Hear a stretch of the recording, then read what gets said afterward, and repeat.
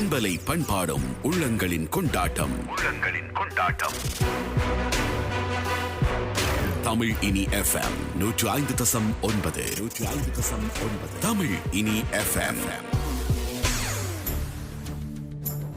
105.9 FM அலைவரிசையூடாக தமிழினியின் காட்சிகளில் இணைந்திருக்கின்றோம். தமிழ் மரபுரிமை திங்கள் கனடாவில் பல்வேறு தரப்புகளால் விதமாக அனுஷ்டிக்கப்பட்டுக் கொண்டிருக்கிறது. மிக முக்கியமாக எங்கள் அடுத்த தலைமுறைக்கு இந்த மரபுரிமை திங்களை கொண்டு செல்வதற்கு பாடசாலைகளின் ஊடாக அது தொடர்பான விழிப்புணர்வு செயல் திட்டங்கள் முன்னெடுக்கப்படுவது மிக முக்கியமானது என்பதை உணர்ந்து தமிழ் கல்விச்சபை உறுப்பினரான பார்த்தி கந்தவேள் அவர்களுடைய முயற்சியினால் டொரண்டோ கல்விச்சபை இதனை அங்கீகரித்திருக்கிறது. அந்த வகையிலே டொரண்டோ கல்விச்சபை எப்படி தமிழ் மரபுரிமை திங்கள் சார் நிகழ்வுகளை முன்னெடுக்கிறது என்பதை அறிந்து கொள்வதற்காக பார்த்தி கந்தவேளையும் பொன்னைய விவேகானந்தன் அவர்கள் டொரண்டோ கல்விச்சபையின் ஆலோசகராக இருக்கின்றார். அவரையும் மீண்டும் ஒரு முறை நாங்கள் கலையகத்திலே சந்திக்கின்றோம். வணக்கம் இருவருக்கும்.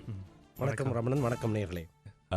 Thank you very much Parthi for joining with us today. And tell something about மன்னிச்சுங்க, நான் ஆங்கில கதைக்க போகிறேன். And thank you very much for this opportunity.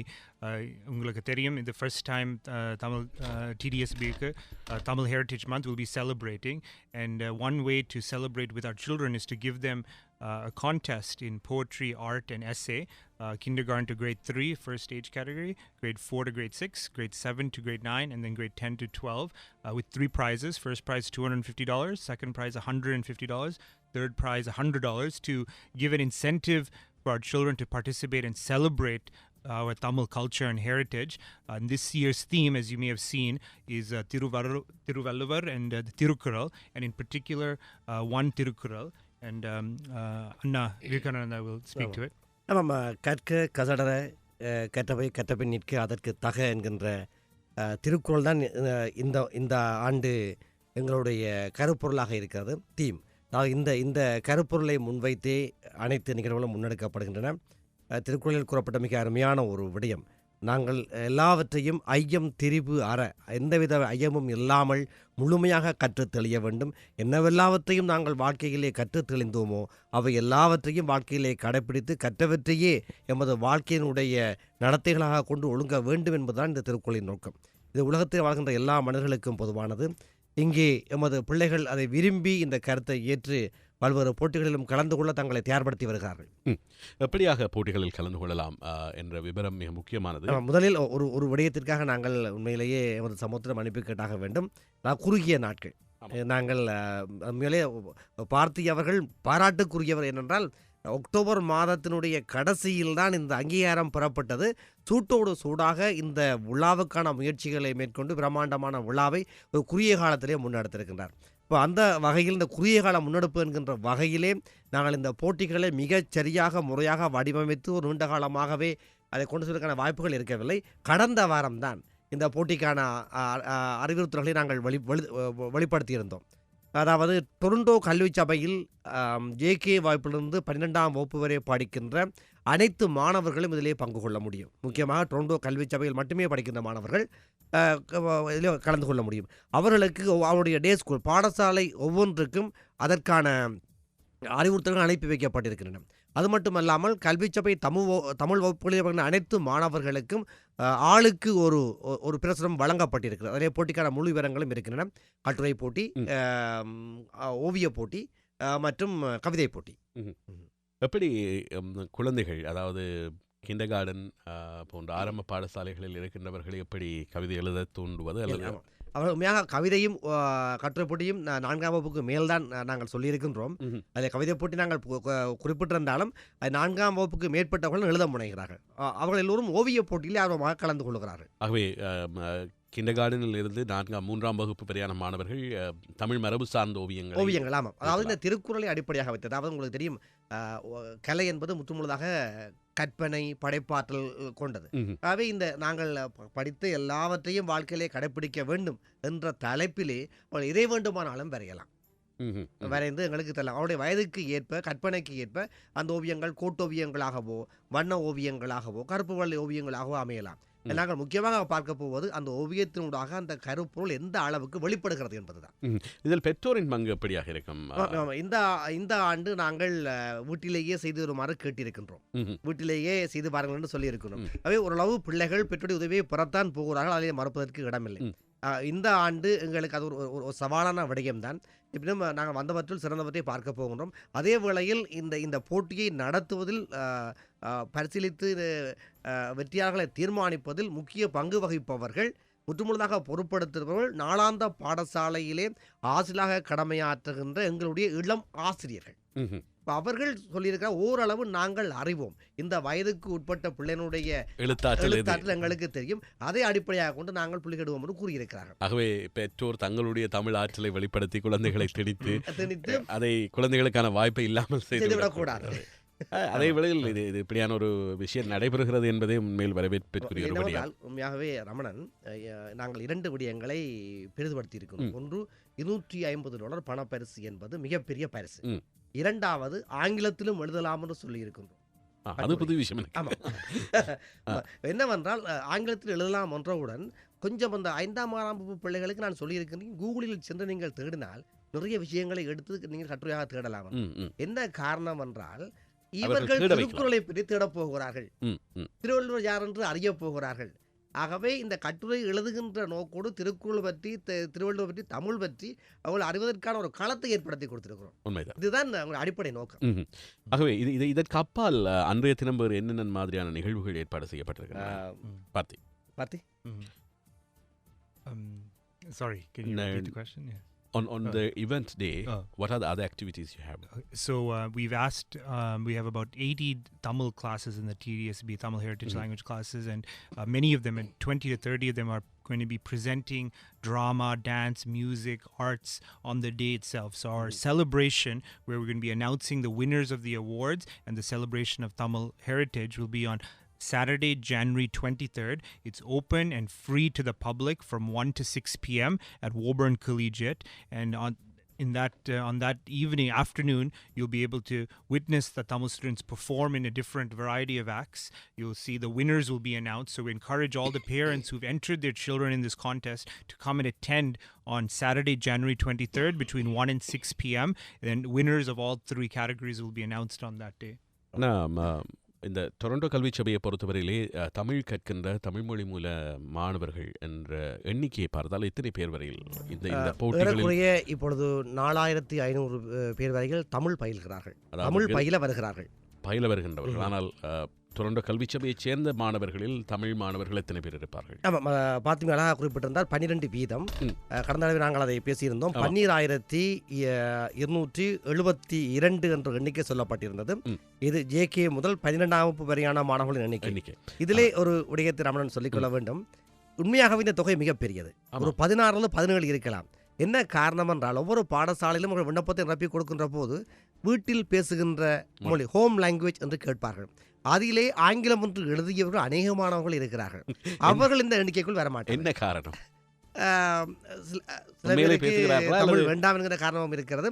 சில பேர் பொதுவாக பிள்ளைகள் நாங்கள் விட்டு ஆங்கிலம் தானே பேசுகிறோம், பேசுகிற மொழி ஆங்கிலம் தானே என்று இனத்தினுடைய மொழி என்பதை மறந்து அவர்கள் பேசுகிற மொழி என்று குறித்து விடுகிறார்கள். நான் நினைக்கிறேன் அதில் அந்த கேள்வியிலும் கூட ஒரு சிறு மயக்கம் இருக்கிறது. தாய்மொழி உங்களுடைய மத டங் அப்படின்னு சொல்லி கேட்டு, மத லாங்குவேஜ் ஒன்று கேட்டிருந்தால் அதை அவர்கள் சரியாக பயன்படுத்துவார்கள். வீட்டில் பேசுகின்ற மொழி அது சரியானது தான்.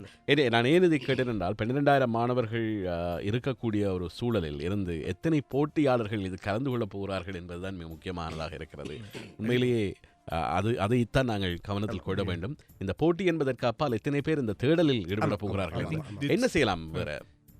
This is because it's the first time we're having this contest. We promoting it is the first thing we're doing, and one of the things we're expecting is about 200 to 300 entries in total, right? But the important message tonight is that the deadline is January 15th. The boys and girls, if you're listening, you can hand it to your class teacher, and Friday. They can get it to us, or parents can drop their artwork submission at 140 Barrow Drive, 2nd floor of the TDSB office in Scarborough Civic Center. And until 4 p.m. on Friday. அதாவது வெள்ளிக்கிழமை வரை தான் இந்த போட்டியில் கலந்து கொள்வதற்கான காலை. எங்களுக்கு அதுக்கு பிறகு அதை எல்லாவற்றையும் நாங்கள் பார்த்து திருத்தி புள்ளியிட்டு பிரசாரங்களை அழைத்து சான்றிதழ் அறிவிப்பதற்கு ஒரு வாரம் தான் இருக்கிறது. நிச்சயமாக தேதியை நாங்கள் நீடிக்க முடியாது. இப்போ இது ஒரு முதல் தடவை என்பதனால் நாங்கள் ஒரு அடையாள போட்டியாகத்தான் பார்க்கின்றோம். நான் முடிந்தவரை அனைத்து ஊடகங்களின் வாயிலாகவும் இது தொடர்பான தகவல்கள் வெளியிடப்படுகின்றன, வெளிப்படுத்தப்படுகின்றன. தமிழினியும் இதை தொடர்ந்து முன்னெடுப்பதற்காக நாங்கள் எங்களுடைய ஃபேஸ்புக் பக்கத்திலும் இதனை பகிர்ந்திருக்கிறோம். இப்பொழுது தொடர்ந்து வருகின்ற நாட்களிலும் இதை பற்றி நாங்கள் இந்த 4 நாட்களும் எங்களுடைய நிகழ்ச்சிகளின் போது இதை பற்றி அறிவுறுத்தல்களை வழங்குவோம். குழந்தைகளுக்கு கேட்டுக்கொண்டிருக்கின்றவர்கள் உங்கள் குழந்தைகளை ஈடுபடுத்துங்கள். மிக முக்கியமாக இந்த போட்டிக்கான பரிசு, வெற்றி, தோல்வி என்பதற்கு அப்பால் தமிழ் அடையாளம் சார்ந்து அல்லது தமிழின் தொன்மை சார்ந்து தமிழ் மொழியின் சிறப்புகள் சார்ந்து அறிந்து கொள்வதற்கான ஒரு வாய்ப்பு ஏற்படுத்தப்பட்டிருக்கிறது. அதுவும் டொரண்டோ கல்வி சபையினால் இந்த வாய்ப்பு ஏற்படுத்தப்பட்டிருக்கிறது என்பது டொரண்டோவில் இருக்கக்கூடிய அத்தனை பாடசாலைகளுக்கும் இந்த விடயம் அறிவிக்கப்பட்டிருக்கிறது. அந்த பாடசாலையில் உங்களுடைய குழந்தைக்கு கற்பிக்கின்ற ஆசிரியரின் ஊடாக இந்த விடயம் வருகிறது. ஆகவே இந்த குழந்தை கலந்து கொள்கிறது என்றால் அந்த ஆசிரியரிடம் தான் கொண்டு சென்று கொடுக்க வேண்டும். அந்த ஆசிரியருக்கு தமிழை பற்றிய ஒரு புரிதலை அதன் ஊடாக நீங்கள் ஏற்படுத்தலாம். ஆசிரியருக்கு மட்டுமல்ல, அதை பார்த்த ஆசிரியர் தன்னுடைய வகுப்பில் இருக்கின்ற ஏனையவர்களுக்கும் அதை காட்டி நிச்சயமாக உங்களுக்கு அனுப்புவதற்கு முதல் அவர்கள் தங்களுடைய வகுப்பிலும் அதை பற்றி உரையாடுவார்கள் இல்லையா? ஆகவே இதன் ஊடாக தமிழை பற்றி மத்திய சமூகங்களும் உங்களை சுற்றி இருக்கக்கூடிய ஆசிரியர்களும் அறிந்து கொள்வதற்கான ஒரு வாய்ப்பும் கூட ஏற்படுத்தப்படுகிறது. ஆகவே கற்க கசடர கற்றவை கற்றபின் நிற்க அதற்கு தக என்ற தொனிப்பொருளில் அமைந்த ஆக்கங்களை உங்கள் குழந்தைகளின் வாயிலாக நீங்கள் அனுப்புவதற்கு முயற்சியுங்கள், அல்லது உங்கள் குழந்தைகளை அது தொடர்பாக ஏதாவது ஒரு விடயத்தில் ஈடுபடுத்துவதற்கு நீங்கள் முயற்சிக்க வேண்டும் என்பது ஒரு தமிழனாக இருப்பதற்கான மிகச்சிறந்த ஒரு எடுத்துக்காட்டாக இருக்கும் என்று நாங்கள் நம்புகிறோம். ஆமாம். இந்த தமிழுடைய இந்த இன அடையாளங்கள் என்பது மாணவர்களாகத்தான் எடுத்து வரப்பட வேண்டும். அவர்களால் அதை கொண்டு செல்ல வேண்டும், அடுத்த தலைமுறை என்பதால் கொண்டு செல்ல வேண்டும். ஆமாம். அந்த வகையிலே இப்பொழுது என்னுடைய இந்த கடந்த 2 வார அனுபவத்தை நான் கூறுகின்றேன். இப்பொழுது பார்த்தி அவர்கள் எல்லா பாடசாலைகளுக்கும் எங்களுடைய அந்த பிரசுரத்தை அனுப்பி வைத்திருக்கின்றார். ஆங்கிலத்தில் சென்றிருக்கிறது. அத்தோடு எங்களுடைய வண்ணத்தில் அமைக்கப்பட்ட திருவள்ளுவருடைய போஸ்டர் அந்த ஒரு பெரிய அளவிலான ஒரு சுவரொட்டியும் சென்றிருக்கிறது எல்லா பாடசாலைகளுக்கும். நான் என்னுடைய தொழில் சார்ந்து நான் வாரத்துக்கு 17 பாடசாலைகளுக்கு செல்ல வேண்டும். அதிலே பல பாடசாலை பிரின்சிபல் அதிபர்கள் என்னை அழைத்து பேசி இப்படி வந்திருக்கிறது என்னுடைய விளக்கத்தை கேட்டார்கள். நான் எல்லாம் சொன்ன பிறகு இந்த பாடசாலையிலிருந்து மாணவர்கள் நிகழ்ச்சியை கொண்டு செல்கிறார்களா என்று கேட்டார்கள். நான் ஆம் என்று சொன்னேன். அப்படியானால் அந்த நிகழ்ச்சியை நான் எல்லா மாணவர்களையும் இருத்து வைத்து ஒரு தடவை எமது மேடையிலே நாங்கள் அவ்வளோ நிகழ்ச்சிகளையும் எமது பாடசாலை பிள்ளைகளுக்கு செய்கிறோம் என்று சொல்லியிருந்தேன். அதுதான் மிக முக்கியமானது. ஆகவே அதில் நிறைய சிரமங்கள் இருக்கிறது. அந்த குறிப்பாக நான் நினைக்கிறேன் வாரத்தில் ஒரு நாள் 2 மணி நேரம் தான் அந்த தமிழ் ஆசிரியர்கள் தமிழை கற்பிக்கிறார்கள் டொரண்டோ கல்வி சபையில். அப்படியான ஒரு நிலையிலே இத்தனை குறுகிய நேரத்தில் அவர்கள் குழந்தைகளை பயிற்றுவித்து இந்த பயிற்சியை கொண்டு செல்வது என்பது மிகவும் சவால் மிக்கது. அப்படியானவர்களுக்கும் ஏதாவது உதவிகள் வேண்டுமானால் நாங்கள் செய்வதற்கு தயாராக இருக்கிறோம் என்பதை அறிவிப்பதில் நாங்கள் மகிழ்ச்சி அடைகிறோம், நிறைவடைகிறோம். ஏதாவது தேவைகள் இருந்தால் அவர்கள் பயிற்சிக்கான இடம் அல்லது பயிற்சிக்கான ஒத்துழைப்புகள் தேவையாக இருந்தால் அதனை வழங்க நாங்கள் மிகவும் நன்றி ரமணன் தமிழின் நிர்வாகத்திற்கு. ஏனென்றால் எனக்கு தெரியும் ஒரு சில ஆசிரியர்கள் பயிற்சிக்காக இடத்தை தேடி அலைகிறார்கள். நிச்சயமாக, கண்டிப்பாக நான் அந்த ஒழுங்கை நாங்கள் ஏனென்றால் இது ஒரு குறுகிய காலம், எங்களுக்கும் அதற்கான ஒரு பொறுப்பு இருக்கிறது. ஆகவே அதற்கான ஏற்பாடுகளை செய்து தருவதற்கு நாங்கள் எப்போதும் தயாராக இருக்கிறோம். அதை உங்களுடைய ஆசிரியர்களுக்கு தெரியப்படுத்துங்கள். நன்றி பொன்னையா விவேகானந்தன் அவர்களே. நன்றி பார்த்தி. நன்றி பார்த்திக்கு 2 தடவைகள் நன்றி சொல்ல வேண்டும் இதை கொண்டு வந்ததற்கு. கண்டிப்பாக இன்னும் ஒரு விடயம் மிக முக்கியமானது. இங்கே பார்த்து கூப்பிட்டதை போன்று எங்களுடைய தமிழ் மொழி வகுப்புகளின் ஊடாக இருக்கக்கூடிய 23 நிகழ்ச்சிகளை நாங்கள் கொண்டு வருகின்றோம். எல்லாமே ஆடல், பாடல், நாடகம், விவாத அரங்கு, பட்டிமன்றம் என்று பல்வகைப்பட்ட நிகழ்ச்சிகளாக இருக்கின்றன. மாணவர்களுக்கு இரவு பகலாக பயிற்சிகள் வழங்கப்படுகின்றன. ஒன்றும் நிகழ்ச்சிகள் கூட நாங்கள் முழுக்க சரி பார்த்திருக்கின்றோம். தமிழுடைய கலை பண்பாடு தொடர்பான விடயங்கள்லாம் பெரிதும் பேசப்படுகின்றன. மதம் சார்ந்த விடயங்களை கூட நாங்கள் நிறுத்தியிருக்கிறோம். நிச்சயமாக, ஆமாம், அப்படித்தான் நிகழ்ச்சிகள் கொண்டு வரப்படுகின்றன. பல ஏறக்குறைய 150 to 200 வரையான மாணவர்கள் மேடைகளை ஏறப்போகிறார்கள். அத்தனை பேரும் அந்த பயிற்சியும் உணர்ச்சியும் பெற்றிருக்கிறார்கள். ஒன்று. அதோடு ஓவியர் மருது அவர்கள் இப்பொழுது தமிழகத்தில் வந்திருக்கின்றார். அவருடைய கண்காட்சியும் அன்றைய நாள் இடம்பெற இருப்பது ஒரு சிறப்பு செய்தி. எனக்குரிய ஒரு 30-40 ஓவியங்கள் எடுத்து வந்திருக்கின்றார். அவை அனைத்தும் தமிழுடைய கலை பண்பாட்டை பிரதிபலிக்கின்ற அற்புதமான ஓவியங்கள். அவையெல்லாம் அங்கே காட்சிப்படுத்தப்படுகின்ற அதே வேளை வருகின்றவர்களுக்கு மருதவழி அங்கே நின்று அந்த விளக்கத்தை கொடுக்கவும் இருக்கிறார். அதோடு பாத்தி அவர்கள் அரசியல் சார்ந்த பல்வேறு பிரமுகர்களுக்கு அழைப்பு விடுத்திருக்கின்றனர். கணிசமாக எதிர்பார்க்கின்றோம். அவர்களும் முன்னிருக்க நமது மாணவர் வழங்குகின்ற நிகழ்ச்சி தவில் நாதஸ்வரம் என்கின்ற வாத்திய கருவியோடு ஆரம்பமாகின்ற நிகழ்வு என்றெல்லாம் நாங்கள் அதை பெரிதுபடுத்துகின்றோம். வருகின்ற போதே வளைவில், குத்துவிளக்கு, மாவிலை, தோரணம், பூரண கும்பம், எங்களுடைய அழகான கோலமனும் எல்லாமே அவர்களை வரவேற்கப் போகின்றன. இவ்வாறு முற்றுமுழுதாக தம்முடைய பண்பாடு, கலை மிளிர்கின்ற ஒரு அரங்கமாக உருவாக்கி அவர்களை வரவேற்று எமது கலையையும் எமது இனத்தினுடைய வேல்யூஸ் அந்த பெருமதிகளையும் நாங்கள் அங்கே சிறப்பாக வெளிப்படுத்த இருக்கின்றோம்.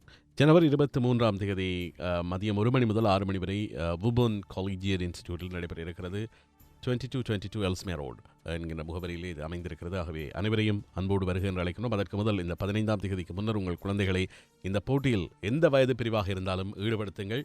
கற்க கசடர கற்பவை கற்றவின் நிற்காதற்கு தக என்ற திருவள்ளுவரின் வாக்கிற்கமைய அந்த படைப்புகள் இருக்கட்டும் இம்முறை. நன்றி. நல்லது. இணைந்து கொண்ட பொன்னைய விவேகானந்தன் பார்த்திக் அந்த வெளியிடவருக்கு நன்றிகளை கூறி விடைபெறுகின்றோம். மீண்டும் ஒரு பொழுதில் சந்திக்கலாம். நன்றி ரமணன். நன்றி நேயர்களே. நன்றி. நன்றி. மொழி வழியும் தனியலை. தமிழ் இனி FM 105.9. தமிழ் இனி FM.